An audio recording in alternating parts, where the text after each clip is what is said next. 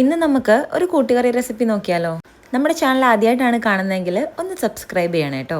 വളരെ എളുപ്പത്തിൽ ഉണ്ടാക്കാൻ പറ്റുന്ന നമ്മുടെ നാട്ടിലെ സദ്യക്കൊക്കെ ഉണ്ടാക്കുന്ന കൂട്ടുകറിയാണ്. ഇതിനാവശ്യമായിട്ടുള്ള കടല നമ്മൾ തലേന്ന് വെള്ളത്തിലിട്ട് കുതിർത്ത് വെച്ചിട്ടുണ്ട്. ഇതിനി ഒന്നുകൂടെ കഴുകിയിട്ട് ഇതിൻ്റെ വെള്ളമൊക്കെ കളഞ്ഞ് നമുക്കിതൊന്ന് വേവിച്ചെടുക്കണം. വേവിക്കാൻ വേണ്ടി കടലയെല്ലാം കൂടി നമ്മൾ കുക്കറിലേക്ക് ഇട്ട് കൊടുക്കുന്നുണ്ട്. കുതിർത്ത് വെച്ച കടല ആയതുകൊണ്ട് തന്നെ വളരെ പെട്ടെന്ന് വേവിച്ചെടുക്കാനും പറ്റും. ഈ കടലയിലേക്ക് ആവശ്യമായിട്ടുള്ള ഉപ്പ് നമ്മൾ ഈ സമയത്ത് ഇട്ട് കൊടുക്കുന്നുണ്ട്. ഇനി ഇതിലാവശ്യമായിട്ടുള്ള കുറച്ച് മഞ്ഞൾപ്പൊടിയും കൂടി, മഞ്ഞൾപ്പൊടി ഉപ്പും ചേർത്ത് ആവശ്യത്തിനുള്ള വെള്ളവും കൂടി ഒഴിച്ചിട്ട് നമുക്കിത് കുക്കറിൽ അടച്ച് വേവിച്ചെടുക്കാം. കടല വെന്ത് വരുന്ന സമയം കൊണ്ട് നമുക്കിതിലേക്ക് ആവശ്യമായിട്ടുള്ള ബാക്കിയുള്ള സാധനങ്ങളൊക്കെ കട്ട് ചെയ്ത് വെക്കണം. 2 കായും 1 കഷ്ണം ചേനയാണ് നമ്മൾ എടുത്തിരിക്കുന്നത്. ഇത് രണ്ടും നല്ലോണം ക്ലീൻ ചെയ്ത് ചെറിയ ചതുര കഷ്ണങ്ങളാക്കിയിട്ട് മുറിച്ചെടുക്കണം. കായും ചേനയും നമ്മൾ ചെറിയ പീസാക്കി വെച്ചിട്ടുണ്ട്. രണ്ടും ഓരോരോ പാത്രത്തിലാക്കി വയ്ക്കുക.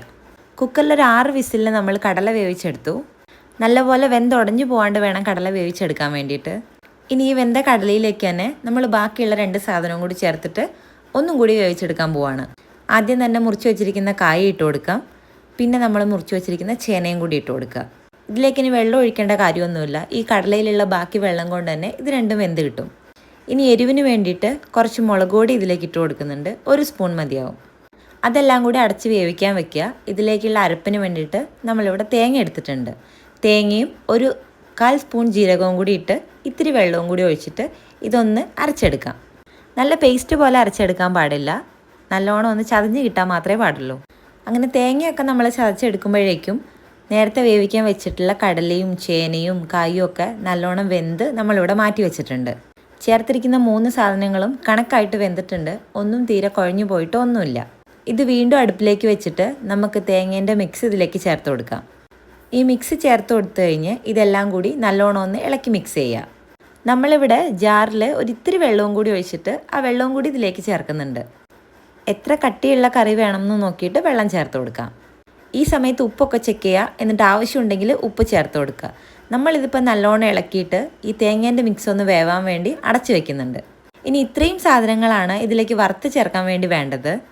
ഉഴുന്ന്, ചുവന്നമുളക്, കറിവേപ്പില, ചിരകിയ തേങ്ങ. ഇതിൻ്റെ കൂടെ നമുക്ക് പൊടികളായിട്ട് 1 സ്പൂൺ കാശ്മീരി മുളക് പൊടിയും 1 സ്പൂൺ കുരുമുളക് പൊടിയും കൂടി എടുത്തിട്ടുണ്ട്. അങ്ങനെ കറിയൊക്കെ വെന്ത് സെറ്റായി നമ്മൾ വാങ്ങി വെച്ചു. ഇനി വറുക്കൽ പരിപാടിയാണ്. അതിനുവേണ്ടി ചട്ടി വെച്ച് എണ്ണ ഒഴിച്ചു കൊടുത്തിട്ടുണ്ട്. ആദ്യം നമുക്കിതിലേക്ക് എണ്ണ ചൂടായി കഴിയുമ്പോൾ കടുക് ഇട്ട് കൊടുക്കാം. കടുകെല്ലാം പൊട്ടി വരുമ്പോൾ നമ്മൾ നേരത്തെ എടുത്ത് വെച്ച ഉഴുന്നിട്ട് കൊടുക്കുക. ഉഴുന്ന് ചേർത്ത് കഴിഞ്ഞ് കുറച്ച് സമയം എടുത്ത് ഇളക്കി ഉഴുന്നിനെ ഒന്ന് നല്ലോണം ഒന്ന് മൂപ്പിച്ചെടുക്കണം. ഉഴുന്നിൻ്റെ കളറ് മാറി ഒരു ചെറിയ ലൈറ്റ് ബ്രൗൺ കളർ ആകുമ്പോൾ ഇതിലേക്ക് നമുക്ക് തേങ്ങ ചേർത്ത് കൊടുക്കാം. തേങ്ങ ഇട്ട് കഴിഞ്ഞ് ചെറിയ തീയിൽ വെച്ച് നല്ലോണം സമയമെടുത്ത് ഇളക്കി വേണം ഇത് വറുത്തെടുക്കാൻ വേണ്ടിയിട്ട്. ആദ്യമേ തന്നെ നമ്മൾ ചുവന്നമുളക് ചേർക്കുന്നില്ല. തേങ്ങ ഒന്ന് പകുതി കുക്കായതിന് ശേഷമാണ് ചുവന്നമുളകും കറിവേപ്പിലയും കൂടി ഇട്ട് കൊടുക്കുന്നത്. വീണ്ടും നല്ലോണം ഇളക്കി കൊടുക്കുക. ഇനി ഇത് നല്ലോണം ഒന്ന് കളറ് മാറി വരണം. തേങ്ങേൻ്റെ കളറ് മാറി ഒരു ലൈറ്റ് ബ്രൗൺ കളർ ആകുന്നത് വരെ വറുക്കുക. ആ സമയമാകുമ്പോൾ നമ്മൾ നേരത്തെ എടുത്ത് വെച്ചിരിക്കുന്ന കുരുമുളക് പൊടിയും മുളക് പൊടിയും കൂടി ഇതിലേക്ക് ഇട്ട് കൊടുക്കുക. പൊടികളുടെ പച്ചമണമൊക്കെ മാറി തേങ്ങേൻ്റെ കളറൊക്കെ മാറി നല്ല ഡാർക്ക് കളറിലേക്ക് വരുമ്പോൾ ഇത് വാങ്ങി വയ്ക്കാം. ഉടനെ തന്നെ നമ്മൾ നേരത്തെ റെഡിയാക്കി വെച്ചിരിക്കുന്ന കറിയിലേക്ക് ഇതിട്ട് കൊടുക്കുക. എല്ലാം കൂടി ഇളക്കി നല്ലോണം ഒന്ന് മിക്സ് ചെയ്തെടുക്കുക. അങ്ങനെ കറി റെഡിയായി. നമ്മൾ ഇനി ഇത് പാത്രത്തിലേക്ക് മാറ്റാൻ പോവാണ്. നമ്മുടെ കൂട്ടുകറി നല്ല തിക്കായിട്ടാണ് വന്നിട്ടുള്ളത്. ഇങ്ങനെ വേണ്ട, കുറച്ച് ലൂസായിട്ട് വേണമെങ്കിൽ നമുക്കധികം വെള്ളം ചേർക്കാവുന്നതാണ്. കൂട്ടുകറി ഉണ്ടാക്കൽ കുറച്ച് പണിയുള്ള കാര്യമാണ്.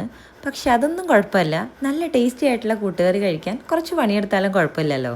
ഇങ്ങനെ അല്ലാണ്ട് തേങ്ങയൊക്കെ വറുത്തരച്ചിട്ടും കൂട്ടുകറി ഉണ്ടാക്കാറുണ്ട്. അത് നമുക്ക് വേറൊരു വീഡിയോയിൽ നോക്കാം.